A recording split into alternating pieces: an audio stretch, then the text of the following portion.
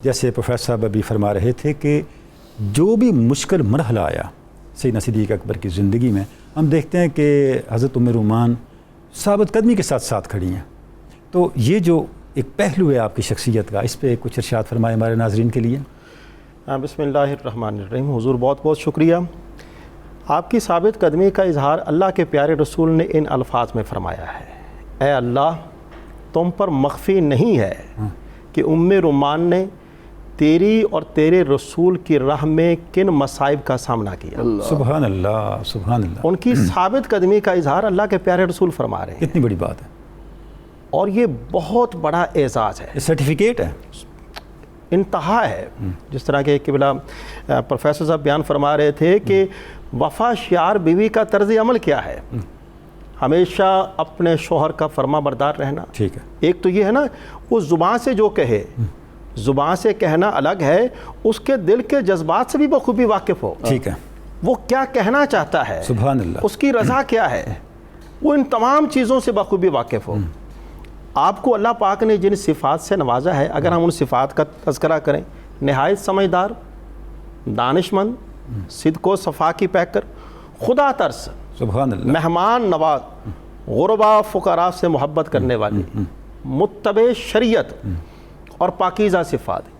میں تو یہ کہتا ہوں کہ ان صفات کو دیکھا جائے تو جناب سیدنا صدیق اکبر نے آپ کی ذات کے ساتھ ساتھ اپنے کاشانہ اقدس میں آپ کی ان صفات کو بھی لے کر آئے ہیں. سبحان اللہ. یہی وہ صفات ہیں کہ جنہوں نے قدم قدم پر جناب سیدنا صدیق اکبر کی حوصلہ افزائی کی ہے، سبحان اللہ، ان کی معاونت کی ہے اور ان کی رہنمائی کی ہے. یہاں پہ ام المومنین سیدہ عائشہ صدیقہ رضی اللہ عنہا کا جو تبصرہ ہے ان کے ایمان کے حوالے سے، میں کہتا ہوں کمال کا ہے. سبحان اللہ. آپ فرماتی ہیں کہ جب سے میں نے آنکھ کھولی ہے، میں نے اپنے والدین کو اسلام کا پیروکار ہی دیکھا ہے. سبحان اللہ، سبحان اللہ. کتنی بڑی یہ سند ہے کہ میں نے اپنے والدین کو اسلام کا پیروکار دیکھا ہے. کوئی ایسا عمل نہیں ہے کہ جو انہوں نے اسلام کے خلاف کیا ہو. سبحان اللہ. اب جب اسلام کی قبولیت کی بات آتی ہے، جناب سیدنا صدیق اکبر اپنی والدہ کے سامنے اسلام پیش کرتے ہیں، وہ قبول کرتی ہیں، اور اس کے بعد پھر اپنی زوجہ محترمہ کے پاس آتے ہیں، اور زوجہ محترمہ بلا تعمل جناب سیدنا صدیق اکبر کی خواہش کا احترام کرتے ہوئے اسلام قبول کر لیتی ہیں. سبحان اللہ. اب سیدنا یعنی سوچتی بھی نہیں ہے، غور و فکر بھی نہیں کرتی، کوئی تبصرہ نہیں، کوئی تبصرہ نہیں، آرگو کوئی نہیں، کچھ نہیں. یہ اللہ کی کرم نوازی. سبحان اللہ. یہ اللہ کا فضل ہے، اور اللہ اپنا فضل جسے چاہتا ہے عطا فرماتا ہے. اور مفتی صاحب، لگتا ہے یہ جو مکہ المکرمہ منتقل ہوئے، اس کی بھی یہی حکمت تھی. بے شک، بے شک، کیونکہ یہ وہ ہستی ہیں، اس طرح کی مزاج کی شخصیت ہی چاہیے تھی حضرت ابوبکر صدیق کے گھر کے اندر.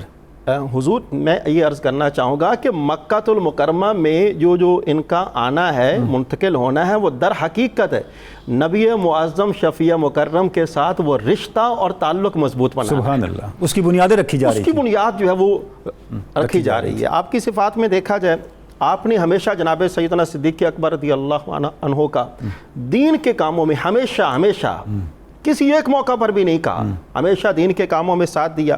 مہمانوں کی مہمان نوازی ہو، کمزوروں کی مدد کرنا ہو، غلاموں کو آزاد کرنا ہو، جنگی مارکوں کی تیاری ہو، وہاں پر مال پیش کرنا ہو. جس طرح کہ پروفیسر صاحب نے غزوہ تبوک کی بات کی، سبحان اللہ، یعنی اظہار تک بھی نہیں کیا، ماتھے پر شکن تک بھی نہیں آئی، بلکہ خندہ پیشانی کے ساتھ میرے شوہر نامدار جو کر رہے ہیں وہ رب کی رضا کے لیے کر رہے ہیں، اور میں اپنے شوہر کے اس فرمان پر راضی ہوں اور اس کے طرز عمل پر بھی راضی ہوں. سبحان اللہ. کفار اور مشرکین کی طرف سے آنے والی سخت آزمائش ہو، ہجرت کا واقعہ ہو، 7 ماہ اپنے شوہر کے بغیر گزارنا کوئی معمولی بات تو نہیں ہے. اور اس ماحول میں جب پتہ ہے ابوبکر صدیق چلے گئے ہیں اور ان کے جانے پہ جو کفار کی طرف سے، قریش کی طرف سے مشکلات آ رہی ہیں، بہت زیادہ مشکلات تھیں. جانی خطرہ بھی تھا، مالی خطرہ بھی تھا، اور بھی بہت سارے خطرات تھے، لیکن آپ نے تمام خطرات کا دیدہ دلیری کے ساتھ مقابلہ کیا. اور یہ مقابلہ کر کے آپ نے بتایا کہ دیکھو بچوں کا نہایت احسن انداز میں اپنے شوہر کے بغیر خیال کیسے رکھا جاتا ہے. سبحان اللہ. اور اس کے ساتھ ساتھ یہاں پر ان کے ایمان کی صداقت اور ان کا اخلاص بھی کھل کر سامنے آتا ہے. ٹھیک ہے. اور اس کے ساتھ ساتھ ہمیں یہ بھی معلوم ہوتا ہے کہ ان کے اخلاق نے یہ ثابت کیا ہے کہ وہ خواتین میں اپنی انوکھی طرز کی خاتون ہیں. سبحان اللہ. ابھی آپ نے انٹرو کے اندر ان کے مہمان نوازی کا ذکر کیا. جب اصحاب صفہ میں سے 3 مہمان جناب سیدنا صدیق اکبر لے کر اپنے گھر تشریف لائے, ٹھیک ہے, اب مہمانوں کو گھر میں چھوڑ کر آپ حضور کی بارگاہ میں تشریف لے گئے. ٹھیک ہے. جب واپس آئے تو واپس آ کر آپ نے اپنے گھر والوں سے پوچھا کہ بھئی مہمانوں کو کھانا کھلایا کہ نہیں کھلایا. ٹھیک ہے. اب سیدہ ام رومان ان کا طرز عمل دیکھیے, جناب سیدنا صدیق اکبر کے آنے سے پہلے وہ کھانا مہمانوں کو پیش کر چکی تھیں. ٹھیک. ان کو پتہ ہے کہ میرے شوہر جو ہے وہ مجھ سے کیا چاہتے ہیں. جب کھانا پیش کیا گیا تو سیدہ ام رومان جناب سیدنا صدیق اکبر سے کہتی ہیں مہمانوں نے کہا ہے کہ ہم میزبان کے بغیر کھانا نہیں کھائیں گے. سبحان اللہ. یہ بھی دیکھیں کیا تربیت ہے.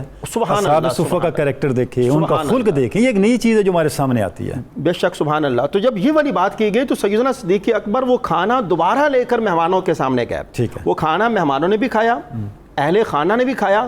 اب اس کے بعد جناب سیدنا صدیق اکبر نے پوچھا ہاں بھی کتنا کھانا بچا ہے, تو آگے سے جواب دیا جاتا ہے 3 گنا ابھی بھی ہمارے پاس موجود ہے. سبحان اللہ. تو اب جو بقیہ کھانا بچا ہے, اب سوال یہ پیدا ہوتا ہے کیا اس کو سیو کیا گیا تھا؟ نہیں. آپ کی فقراء کے ساتھ مدد کا جذبہ دیکھیے, غریب غربا کے ساتھ مدد کا جذبہ دیکھیے, وہی کھانا جو ہے وہ مدینہ منورہ کے غریبوں اور فقراء میں تقسیم کر دیا ہے. سبحان تو اللہ. یہ اس بات کو ظاہر کرتا ہے کہ آپ انتہا درجے کی خدا ترس, سخی, غم گسار, سخاوت کی پیکر تھیں.